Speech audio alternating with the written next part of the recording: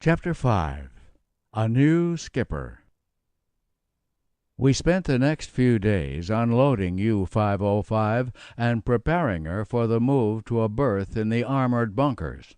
Once the boat and our personal possessions had been safely stowed, we were finally granted liberty to leave the barracks.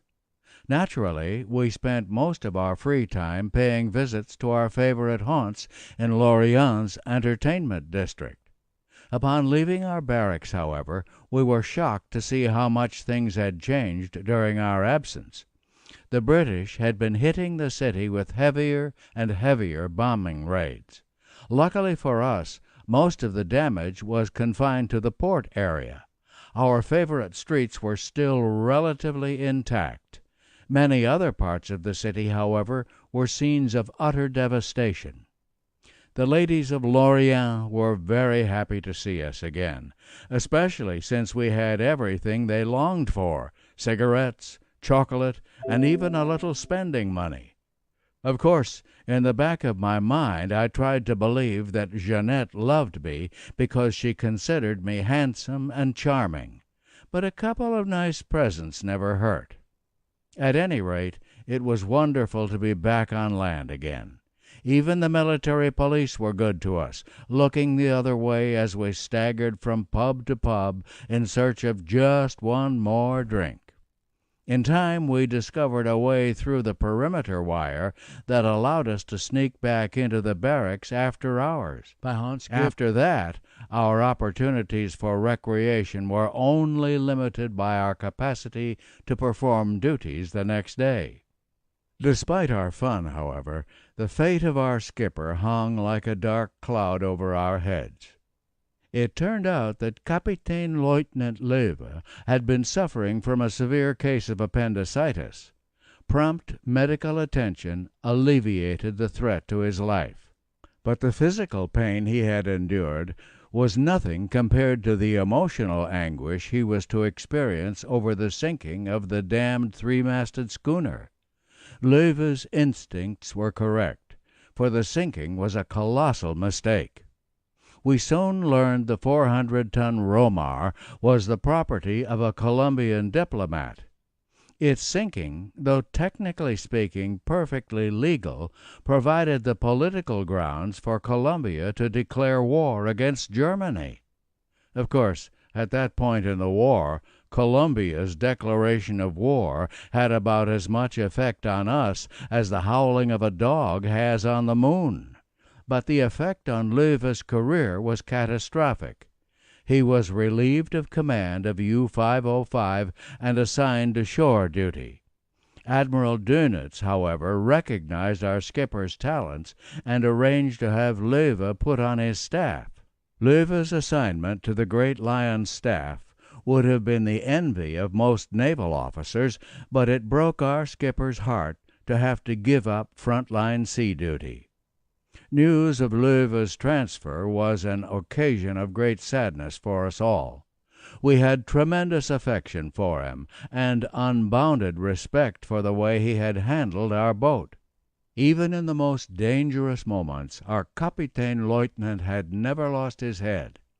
How many times the mere sound of his deep, steady voice had calmed us young crew members during emergencies. A green crew is sensitive to little things like that, and it is reassured by them. Leuve also had a sort of intuitive ability to sense danger. The survival lessons he taught us would be ignored in the future only at great cost. Most importantly, Leuve was a natural leader with a keen understanding of how to deal with men in the pressure cooker environment of a submarine at war. He always treated us with respect, was never demeaning, and never abused his authority. Rather, he led us by personal example. It's not an exaggeration to say that Axel Olaf Leuve was like a father to us. Quite a few of us were moved to tears during his farewell speech. After the first group of crew members had departed for furlough, we met our new skipper, Capitaine Lieutenant Peter Czech. Young, handsome, and cultured, he appeared to be a perfect example of the new breed of U-boat commander that the propaganda ministry liked to portray in magazines and films. Rumored to be the son of an admiral, Czech came to our boat with the very highest of reputations. His previous assignment was as executive officer on U-124, U-boat ace Jochen Moore's famous Edelweiss boat. Our first personal impression of him was that he was intelligent, self-confident, but a little aloof, like an aristocrat.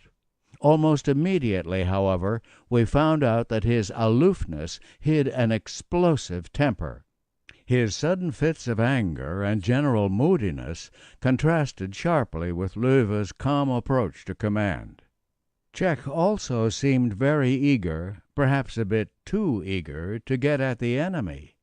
He actually had the cheek to criticize his mentor, Jochen Moore, for being too timid. This we took with a grain of salt, since Moore was universally regarded as one of our greatest U-boat commanders.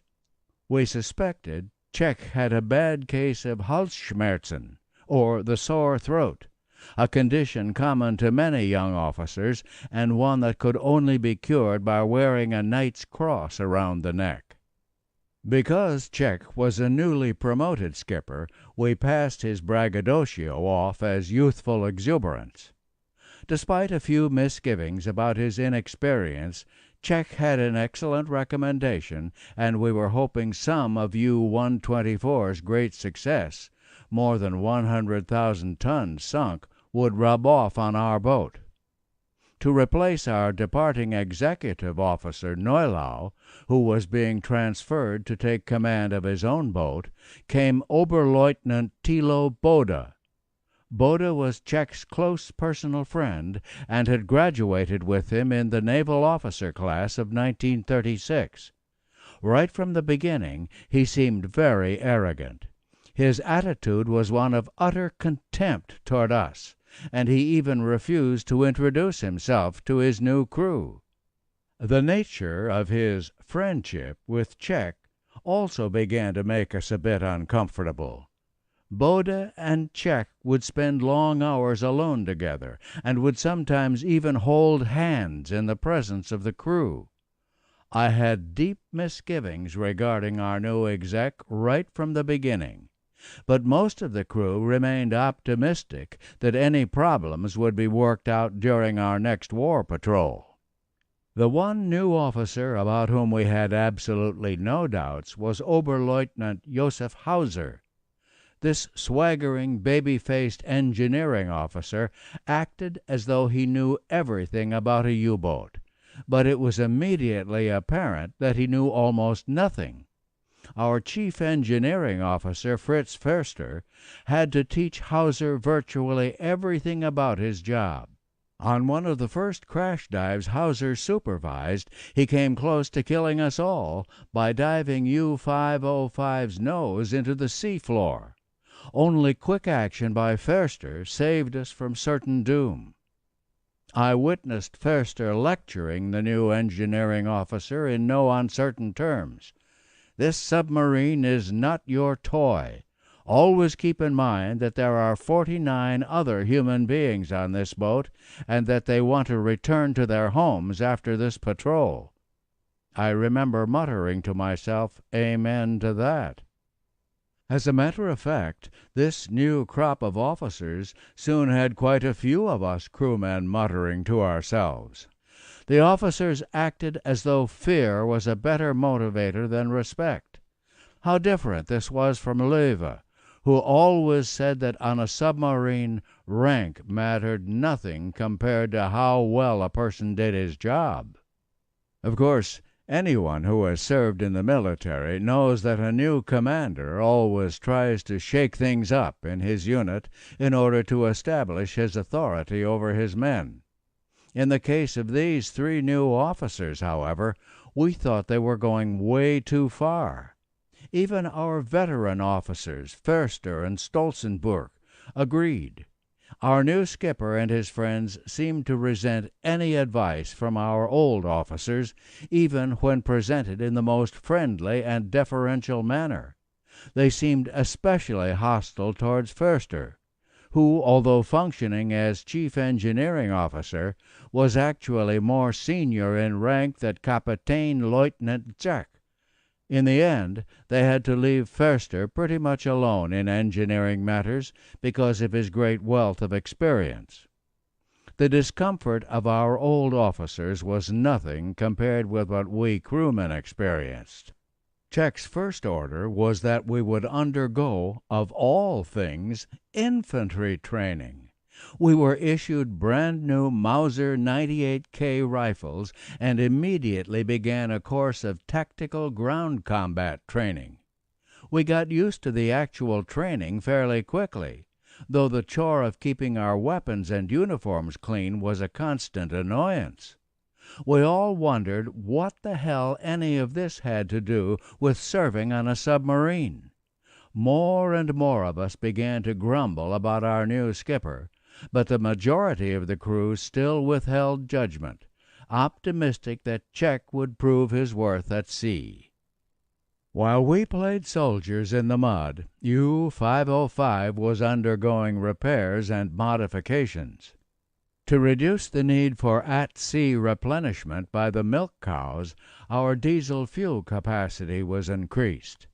This alteration was actually designed by our old skipper, Kapitän Lieutenant Löwe. More importantly, we were equipped with one of the first versions of the new Metox radar early warning devices.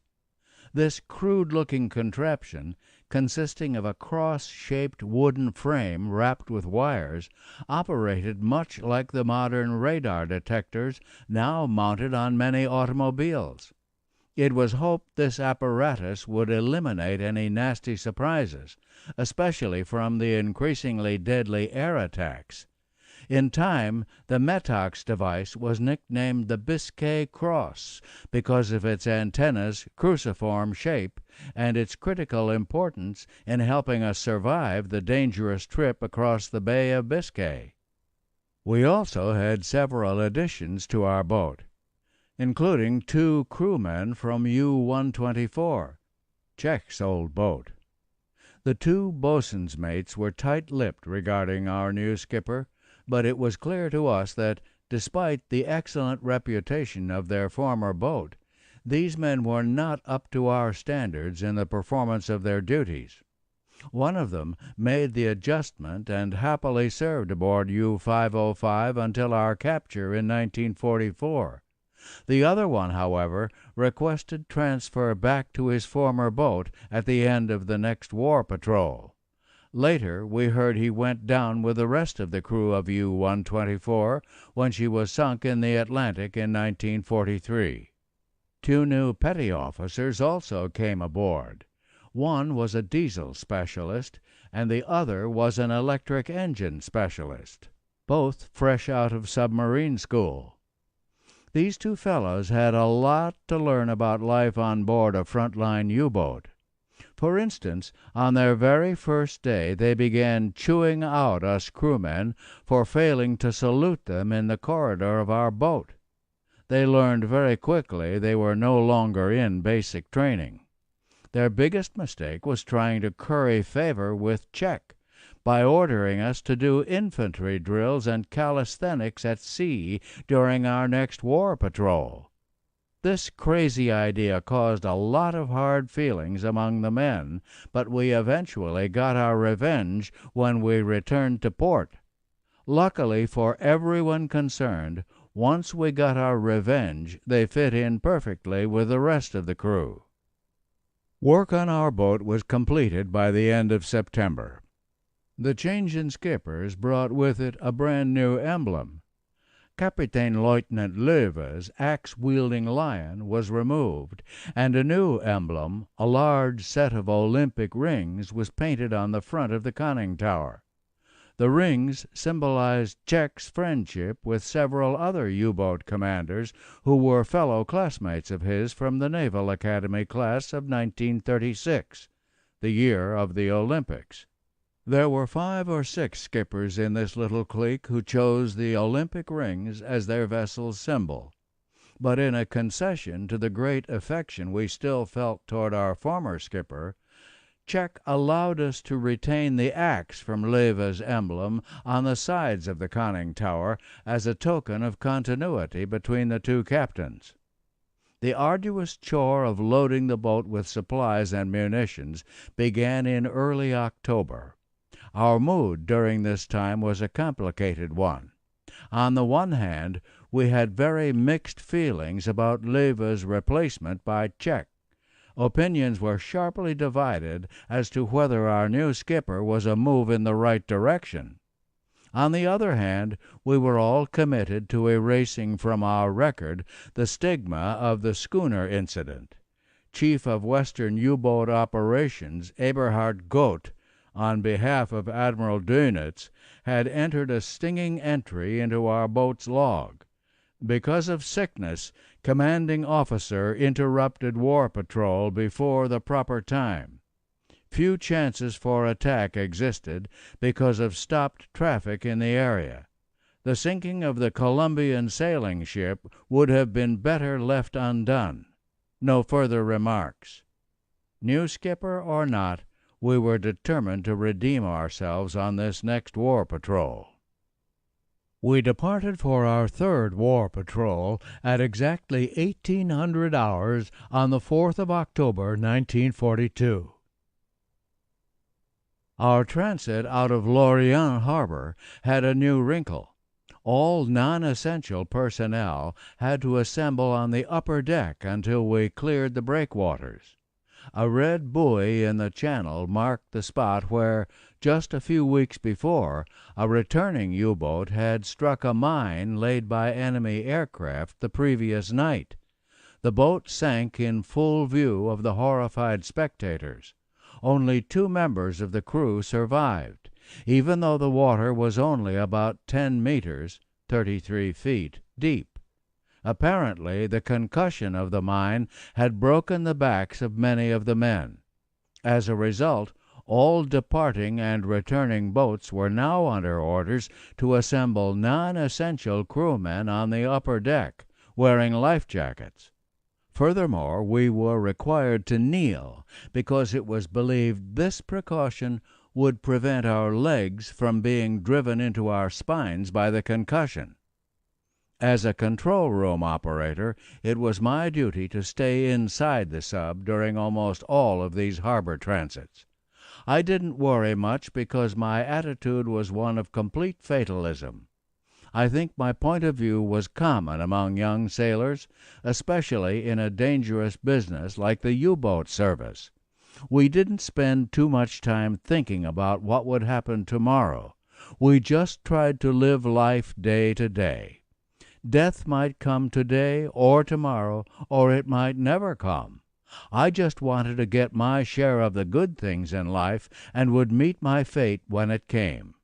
As the French say, c'est la vie. Less than an hour out of Lorient harbor, we got a taste of what life at sea with Captain Lieutenant Czech would be like. As usual, our conning tower and bridge were festooned with flowers for our departure ceremony. In our customary precaution against bad luck, the bridge watch began throwing the flowers overboard before we lost sight of Brittany's rocky shore. Czech saw what was happening and literally screamed at them to stop. Second watch officer Stolzenburg tried to cover the crewmen by explaining to the skipper it was our custom to do so, but he was cut off in mid-sentence by an angry, red-faced Czech. "Captain Lieutenant Löwe is no longer in command of this boat," he yelled. "This is my boat, and I am the only one giving orders from now on. I want everybody to understand that." Stolzenburg and the men were perplexed and embarrassed by the outburst. None of them ever dreamed of questioning Czech's authority. Why had he reacted in such a manner? From then on, Czech made sure everyone was absolutely certain, as we used to say, which way the wind was blowing. During the next few days, virtually the entire crew was personally treated to the skipper's wrath. There were only two exceptions.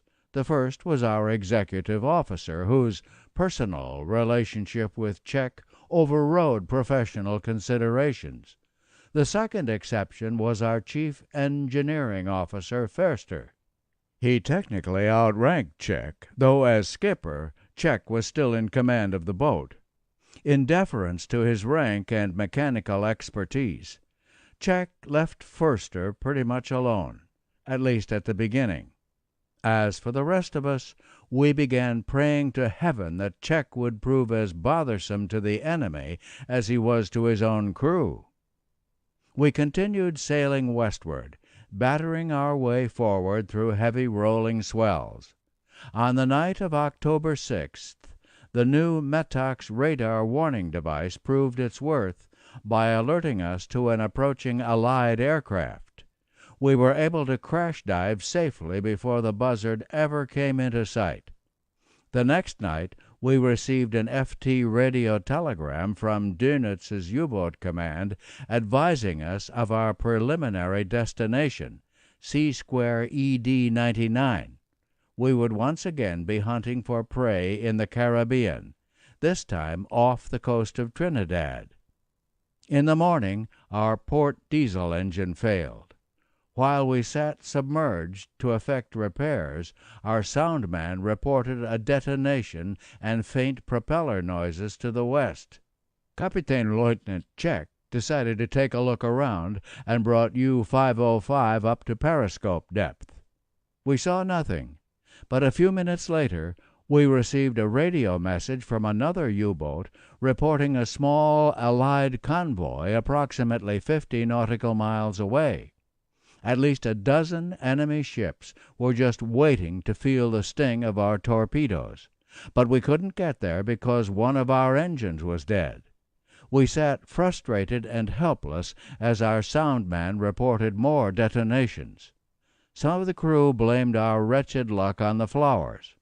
I don't think anyone really believed in that superstition, but it was the topic of more grumbling among the crew. Our duties for the next few hours were dominated with the need to get that damn diesel going. Since the engines had just been overhauled, speculation centered on whether it was a defective part or if it was sabotaged by one of the mechanics back in Lorient. We tried to make ourselves believe this wasn't another bad omen. As dawn broke on October 11th, we sighted sails to the west. We crept up at periscope depth to investigate.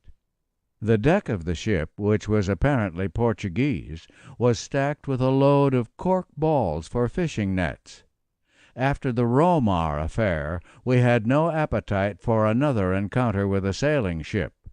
We left the boat alone without checking her cargo for contraband. By the end of the second week, we were clear of the Bay of Biscay danger zone and well on our way across the Atlantic. In our wake trailed heavy phosphorescence, but our trusty Metox device allowed us to relax a bit more than in former days. In the morning of the 15th, I was assigned to one of the least pleasant duties a control room operator has ever had, picking rotten potatoes out of the bags of provisions that still littered virtually every spare inch of the control room. The stench of the black, mushy potatoes, mixed with the aromas of rotten eggs, diesel fuel fumes, exhaust gas, and bilge water, to create a hellish perfume I shall never forget. After a few weeks one usually got used to these repulsive smells, but getting covered up to the elbows by the stuff was truly disgusting. I tried to forget the stench by going up onto the bridge and enjoying a smoke, but there was only one type of cigarette available on board, the horrible-tasting Jan Mott brand. Back in Lorient, we could get all sorts of good brands like Attica, Memphis, and Gold Dollar, but for some reason you couldn't taste the tobacco when you smoked the good stuff at sea. Perhaps the changes in pressure or exposure to salt spray affected the better quality tobacco. We didn't know. All we did know was that after a couple of weeks at sea, the vile little Jan Mutts were the only cigarette that still retained any taste. The trouble was, it was a terrible taste. One had to pull a bit of tobacco out of the smoking end, cigarettes didn't have filters in those days, and pinch it between your thumb and index finger in order to tolerate the literally nauseating smoke. It was a toss-up as to which smell was worse, the Jan Mutts or the rotten potatoes. It must seem very petty to a listener to hear of our preoccupation with such little things like flower superstitions and the smell of cigarettes. But during the long lulls between attacks, you didn't have much else on a U-boat to occupy your mind. When you take 50 men, crowd them without privacy into a long sardine can, and totally isolate them from the rest of the world, minor matters such as these become very important. Like gossip in a small town, even insignificant things become the focus of intense interest. Stories made their way back and forth throughout the boat like an echo in a cave, bouncing fore and aft and gaining intensity with every telling. A tiny pleasure like smoking a good-tasting cigarette seemed like the most important thing in the world to a lonely young sailor in the middle of the ocean. Only when the alarm klaxon rang and we went into action did all of these inconsequential matters shrink back to their proper proportions. On October 20th, we received an FT radio telegram that must have been good news to Kapitän Lieutenant Jack, but which was devastating to the rest of the crew. Our chief engineering officer, Förster, was ordered to transfer at sea to another U-boat. The last of the senior officers from Kapitän Lieutenant Löwe's old crew was being removed. 2 days later, just after sunset, we rendezvoused with U-514 to effect the transfer. Förster's departure was an emotional one, though none of us dared to make the full depth of our feelings known to Czech's clique of officers. An hour and a half later, U-514 disappeared from our sight, eliminating what Kapitän Lieutenant Czech must have regarded as the last remnant of resistance to his authority on board our boat. The sea became rough in the next few days, as if Neptune was displeased with the latest turn of events. With Förster gone, Czech and his exec, Thilo Bode, became even more tyrannical in their behavior toward us. We didn't mind so much the constant practice drills. After all, proficiency in one's duties has always been the best guarantor of success and survival in war. Soon we broke our previous records for the quickness of completing drills, and we were rightly proud of that. But Czech never seemed to be satisfied, nor even to acknowledge our prowess. Instead, the harassment increased. It was no longer enough to be proficient at one's job. One also had to deal with an endless stream of other duties, most of which seemed like unnecessary busy work. The most infuriating duty I experienced during this time was serving the officers during their mess.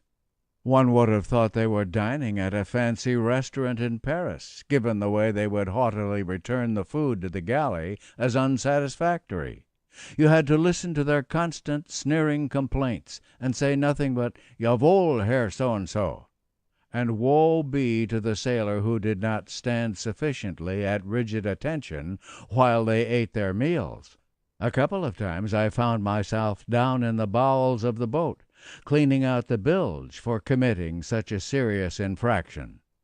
What made it all so aggravating was that we, and sometimes even our cook, Tony Kern, would miss our own meals and have to go to sleep hungry because of all these extra waiter duties.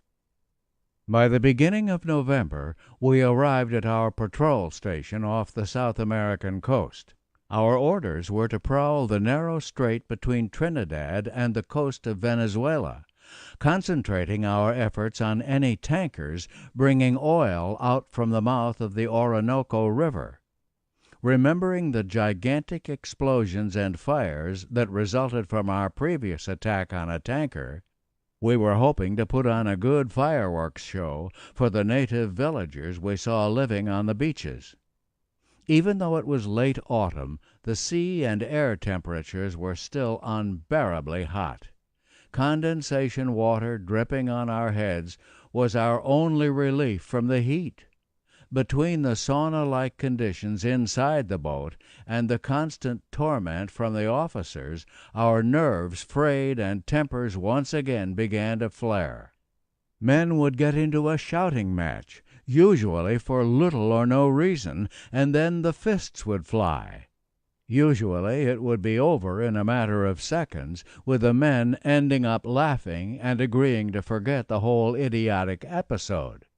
It was clear we needed to get back into action in order to get our minds off our troubles. Contrary to expectations, however, there was no enemy traffic coming through the strait.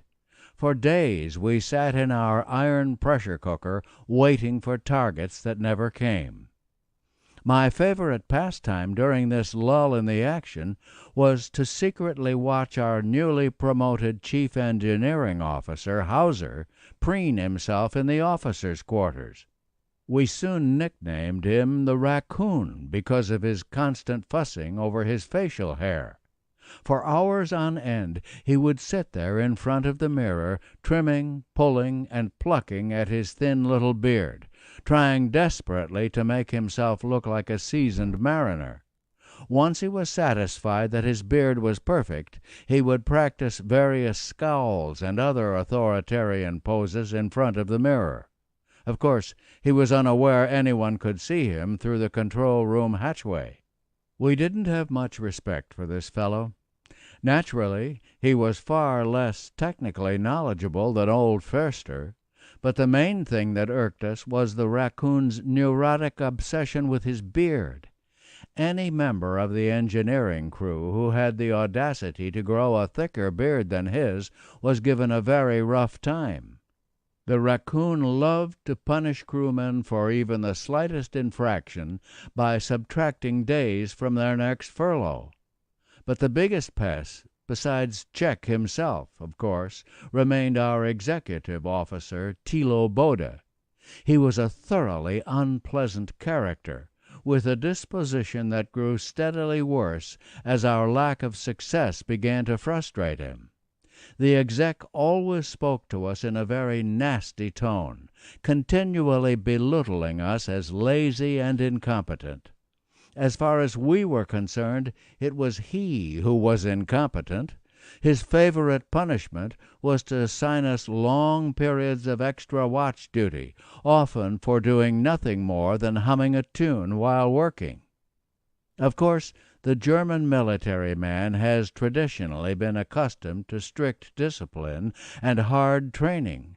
But there is always an underlying respect between officers and men based on the understanding that the hardships are for the good of the unit. But these officers went far beyond what was reasonable, hurting our morale and even our physical ability to do our jobs. I remember very clearly one encounter I had with the exec. It was after midnight, and I was trying to get some sleep during my 6-hour rest period. I was shaken awake and told Bode had ordered me to report immediately to the bridge. In less than a minute I had dressed and scurried up the ladders to the bridge. As I snapped to attention before him, I wondered what technical emergency had required my immediate presence. "Maschinengefreiter Göbeler here as ordered, sir." "Göbeler, get us some coffee, and hurry." Having an off-duty crewman's all-too-precious sleep interrupted for such a trivial matter seemed incomprehensible to me. Captain Lieutenant Leve would never have tolerated such a self-defeating abuse of authority by one of his officers. By this time, though, We were well accustomed to such treatment by this new group. I ran down to the little corner that served as the galley for our boat and told my friend Tony to make some fresh coffee for Boda. Tony had sensed that Boda was in one of his moods and already had some water boiling. Within a few minutes I was making my way back to the bridge with some cups and a pot of hot, fresh coffee. It was quite a trick to get up the 2 ladders to the bridge with the coffee pot and cups in my hand, but I managed to do so without dropping anything. I reported to Boda and filled the cups with the hot, aromatic brew. Naturally, the exec got his cup first. Everything seemed satisfactory, so I began climbing back down the ladder to the control room. Suddenly I felt the searing pain of scalding liquid being poured on my head from above. Boda had emptied his cup of newly boiled coffee on me and was now screaming for me to report back to the bridge. Within seconds I was back on the bridge, rigidly at attention but shaking uncontrollably from the shock and pain. "You idiot! Can't you pay attention? I said fresh coffee, not this stinking bilge water. Get down there and make me some real coffee, immediately." "Jawohl, Herr Oberleutnant." I ran back down to the galley, where Tony, having heard every word, was preparing another pot of fresh coffee.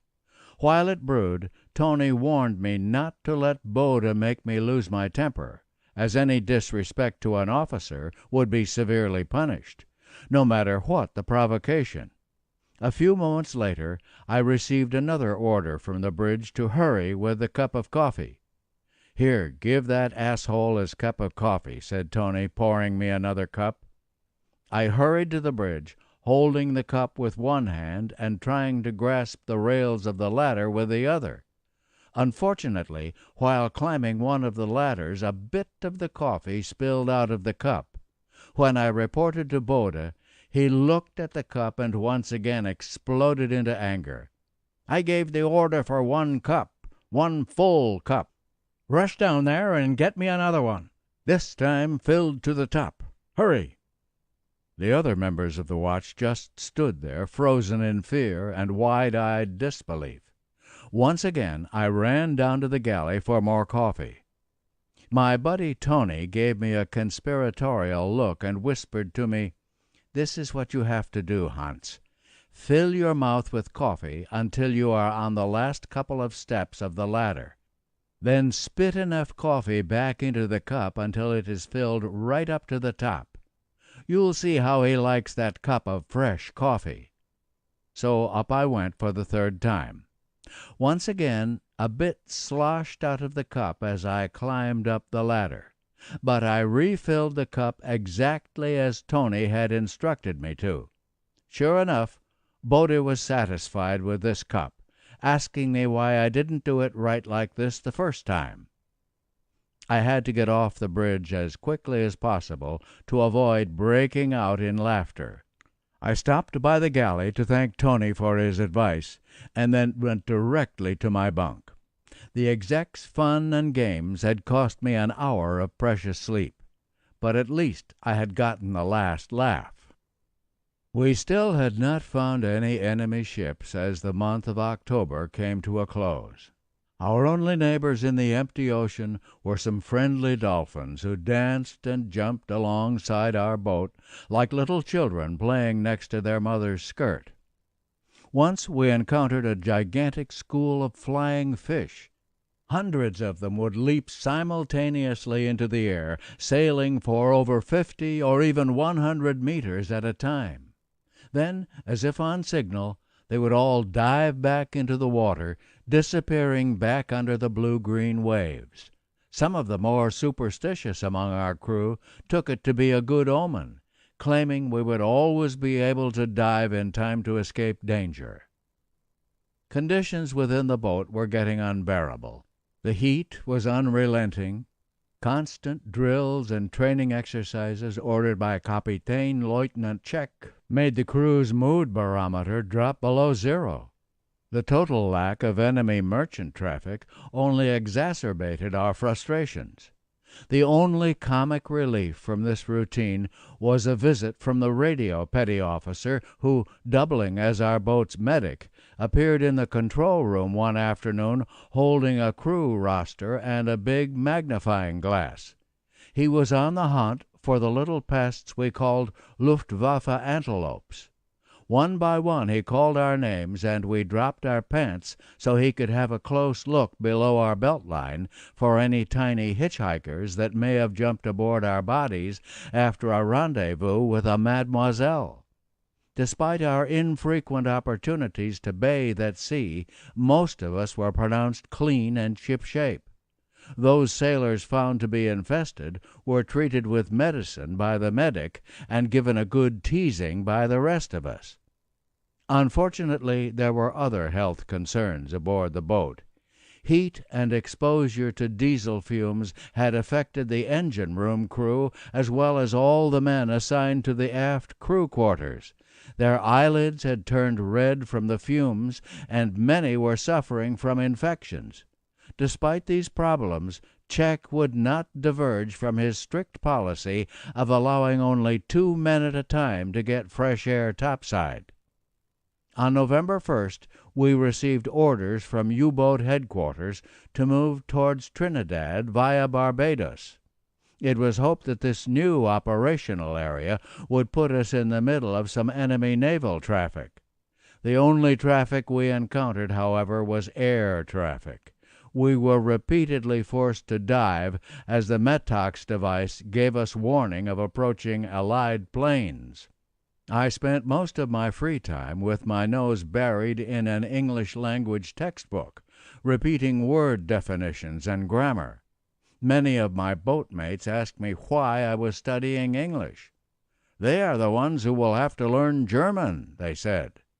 I was sure they were right, but I thought it is always good to know more than one language, even though we would win the war. Around midnight on November 7th, we were shaken from our slumber by a sudden increase in the hammering roar of our jumbos. Running the diesels at such high RPMs meant only one thing: we were chasing a target. We jumped into action without waiting for the klaxon to ring. It was exciting to feel our boat running at top speed again. The bow heaved upwards by the crests of the long rolling waves, then crashed downwards into the deep troughs. The Diesel's thirst for air was pulling in a cool, stiff breeze throughout the length of the boat. The combination of the ear-splitting noise, violent bucking of the boat, and sudden gush of clean, fresh air thrilled us to our very souls. We were finally on the hunt again. Alfred Reinig, our chief navigator, went topside to get a fix on our position by shooting the stars with his sextant. I was asked to assist him. He would shout the names of the various stars, and I would record the minutes and seconds for him to calculate. That was one thing about being assigned to the control room of a U-boat. You always had a variety of tasks to perform, from the most interesting to the most mundane. We raced on the surface like that for nearly an hour until we heard the command to take our battle stations. Another suspense-filled hour passed before we heard orders to ready the torpedo tubes. Target position 90 degrees, speed 11 knots, distance 1,500 meters. Torpedoes ready to fire. Torpedoes in tubes 1 and 2. Ready? Fire. The stopwatch ticked off the seconds as we all held our breaths. After an adequate number of seconds had passed, I moved over to where I could see Czech through the hatch to the conning tower. His face had turned red, and he was hissing something under his breath. I couldn't understand exactly what he had said, but I knew what it meant. The torpedoes had missed. We found out later that he had misjudged the speed of the target by a wide margin. At exactly 0400 hours, tubes 3 and 4 unleashed their long black eels. The soundman reported torpedoes running hot and true. The 2,000-meter range of the shots made the countdown until expected impact seemed to last forever. First 1 minute, then 2 minutes ticked by. 2 minutes 33 seconds, 34, 35, 36, 37. Then a metallic clang followed immediately by a loud explosion. 4 seconds later, another rumbling detonation. The first torpedo had struck the ship directly amidships, sending a geyser of water shooting up as high as the mast. The second torpedo hit between the bridge and the funnel, a perfect spread. Despite the darkness of the night, we saw no flash of explosions or fires.